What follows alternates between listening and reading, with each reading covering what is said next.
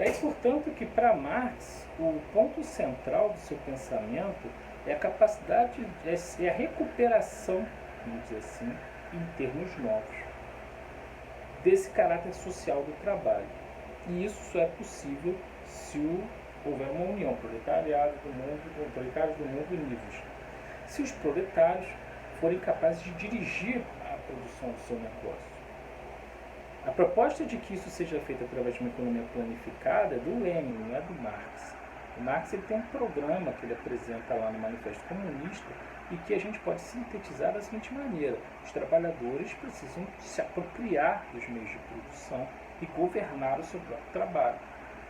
Isso pode ser pensado em termos também de uma cogestão, de uma autogestão do negócio, da supressão do rentismo, que aliás o Marx propõe através do fortalecimento dos bancos públicos, mas não necessariamente isso quer dizer que esteja sendo defendida ali uma economia planificada.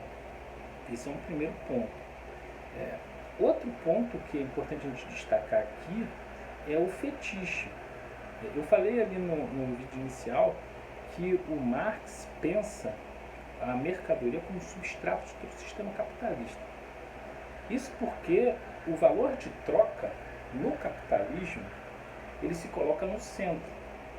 Porque o capitalismo não são os pequenos empreendedores, a padaria, o cara que jovem que tem uma startup, o cara que criou seu negócio próprio, lá, o personal trainer que criou uma academia, a cabeleireira.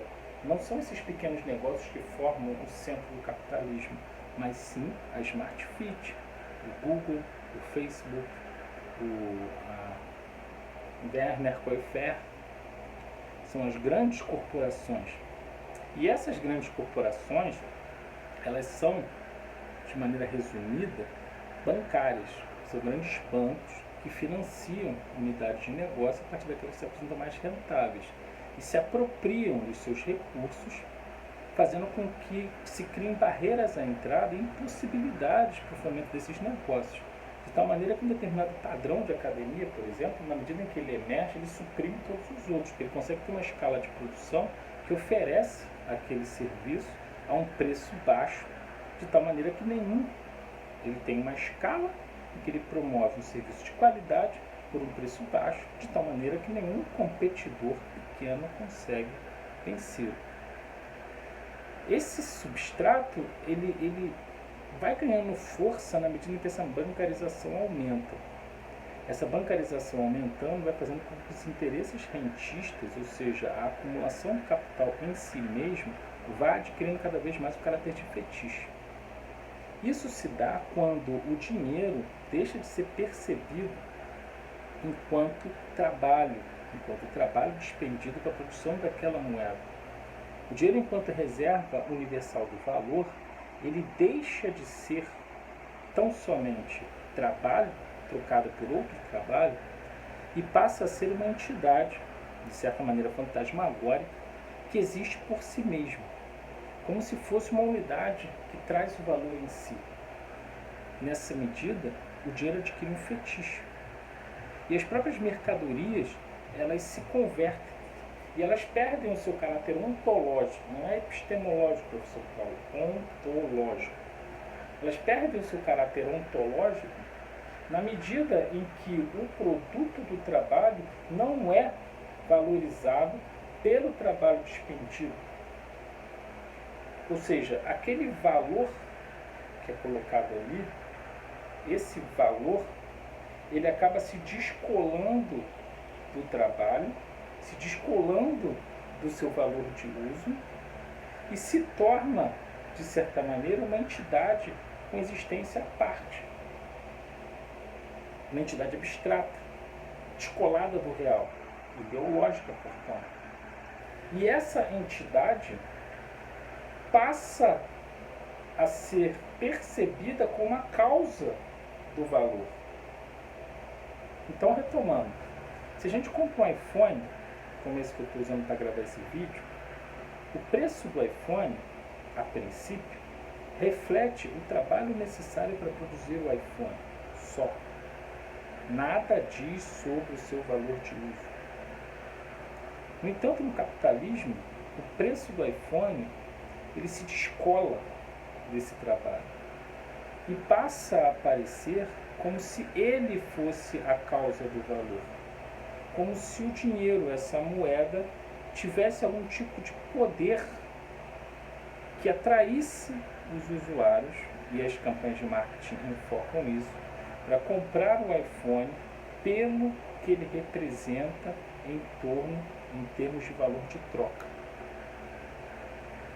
Isso significa que o fetiche da mercadoria faz com que um produto não seja mais valorizado pelo seu valor de uso, não seja mais valorizado enquanto trabalho despendido para produzi-lo, que faz com que determinadas pessoas abram mão daquele produto que não é tão importante para eles, se ele requerer muito trabalho para ser desenvolvido, para consumir aqueles produtos que requerem menos trabalho, ou seja, já tem uma escala de produção maior, que já podem ser disseminados para mais pessoas.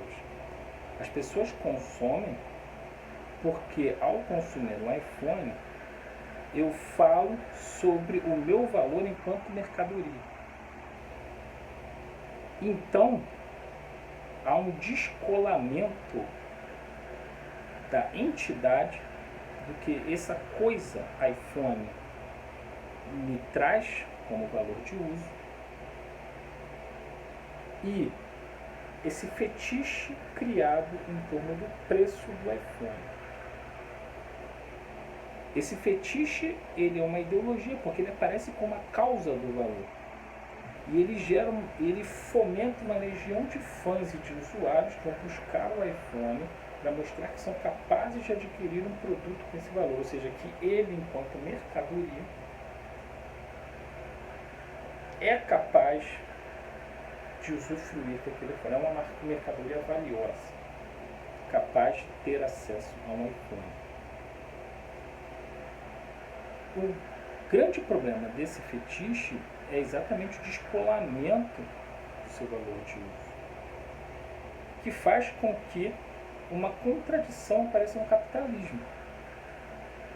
Se o capitalismo, através das grandes corporações, é capaz de organizar o trabalho coletivo e potencialmente se tornar um instrumento de emancipação do homem, capaz de gerar e distribuir riquezas, por outro lado, o fetiche estimula uma contenção nessa produção, para que eu consiga manter aqueles produtos caros por mais tempo, restringir o seu acesso e fazer desta restrição o seu valor.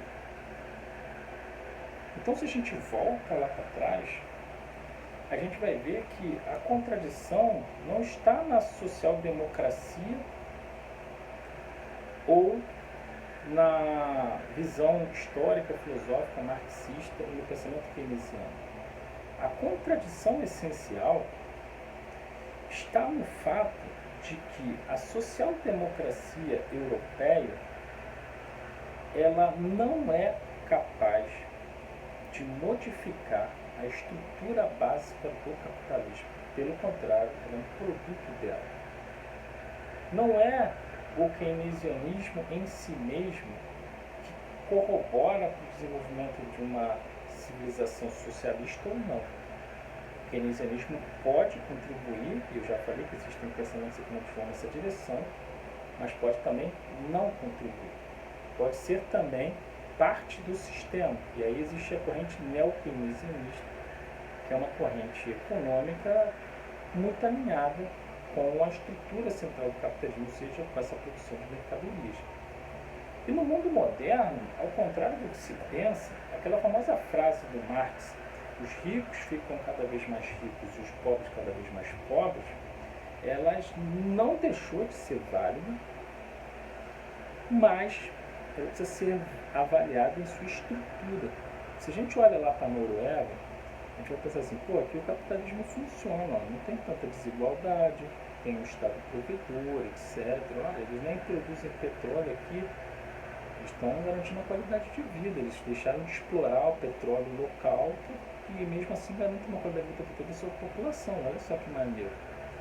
Só que isso também é parte de um estágio de desenvolvimento do capitalismo.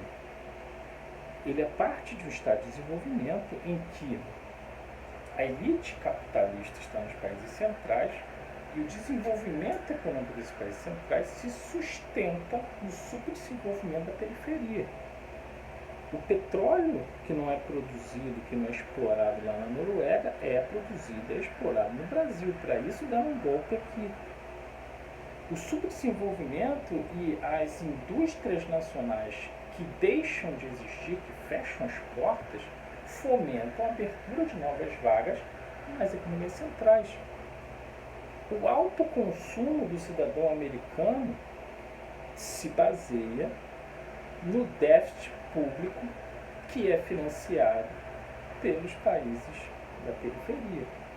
Quando o nosso governo faz o superávit primário, o que ele faz? Ele vai lá e compra títulos, ele ou compra títulos da dívida pública americana, lá do Federal Reserve, ou ele faz operações de mercado aberto vendendo títulos públicos. Quando ele vende títulos públicos, são investidores estrangeiros que vêm para cá, compram esse título aqui, e aí o que eles fazem? Eles captam recursos lá nos Estados Unidos, o déficit que o governo tem, e aplica aqui.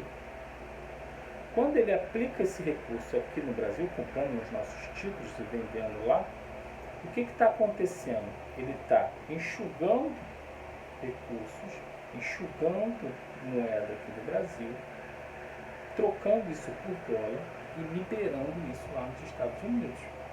De tal maneira que lá eles têm crédito barato e aqui o crédito fica caro. Simples assim. Por isso, o Brasil tem muitos consumidores endividados, muita gente no SPC, daí a proposta do Cirão, né, de tirar a galera do SPC, enquanto nos Estados Unidos o crédito está podre. Essa, inclusive, foi a origem da crise de crédito. Então, as coisas estão interligadas. O que torna possível o alto padrão de consumo estadunidense e o bem-estar europeu é o subdesenvolvimento nacional. Por isso que o nacional-desenvolvimentismo não pode ser pensado simplesmente como um Estado social-democrata, uma visão que não é marxista. Pelo contrário, isso é o centro do pensamento marxista e que uma de suas autoras mais importantes, Rosa Luxemburgo, destaca num de seus estudos, algo sobre o qual a gente falará em vídeos futuros. Valeu, galera!